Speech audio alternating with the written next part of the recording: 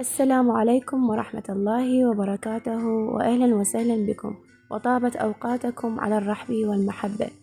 اليوم راح نعمل مع بعض طريقة عمل الداطلي العراقي على أصوله. ويلا نبدي بالمكونات. هنا أنا عندي 3 أكواب طحين متعدد الاستعمالات، مع نص كوب سميد ناعم ورشة ملح. هنا أنا نخلطهم مع بعض ونروح للمواد السائلة.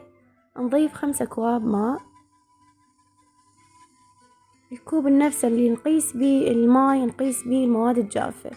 وهنا نضيف ربع كوب زيت وملعقة سمنة اختياري. وهنا كيسين فانيلا ونص كوب سكر.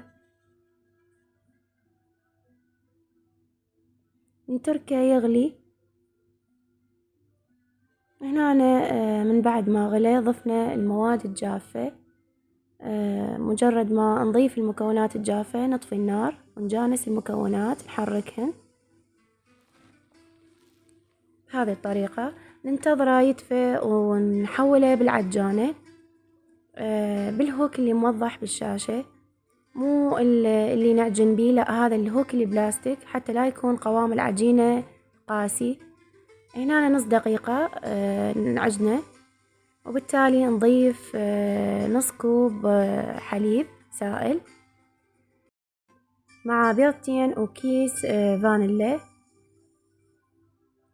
كيس الفانيلا نخليه على البيضتين حتى لا تكون زفرة بالعجينة مالت البيض، ينطيها طعم جدا طيب. وهنا أنا نص دقيقة ثانية، يعني نص دقيقة بالبداية وهسه نص دقيقة، يكون العجن كله الوقت دقيقة كاملة، وهاي النتيجة.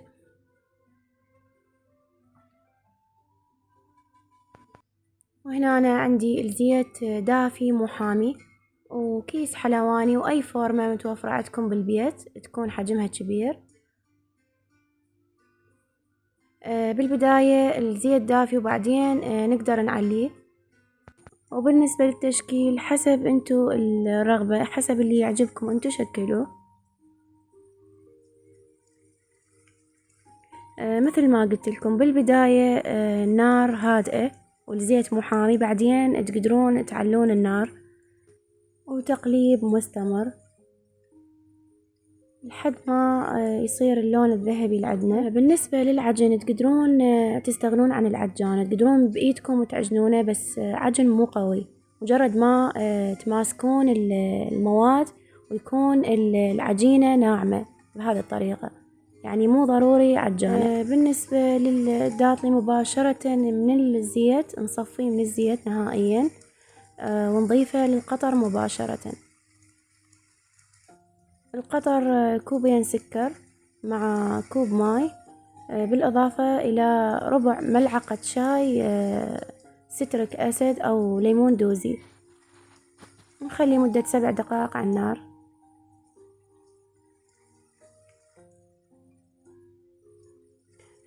من نخليها بالقطر نرجع نصفيها بمصفي حتى لا تصير عندنا ما مقرمشة. إذا تظل بالقطر راح تكون قوامها لين، بهذه الطريقة راح تكون مقرمشة حتى لو تظل وقت طويل.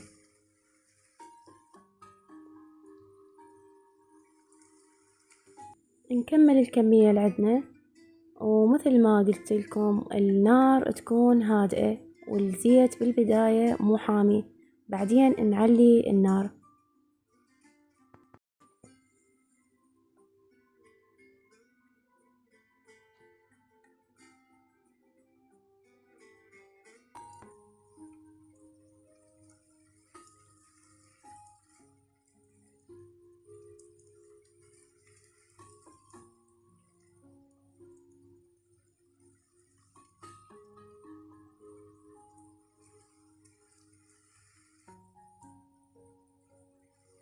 وهنا أنا من بعد ما كملنا الكمية طعمه جدا طيب مقرمش، أنصحكم تجربوه، إن شاء الله يكون نال إعجابكم. والسلام عليكم ورحمة الله وبركاته.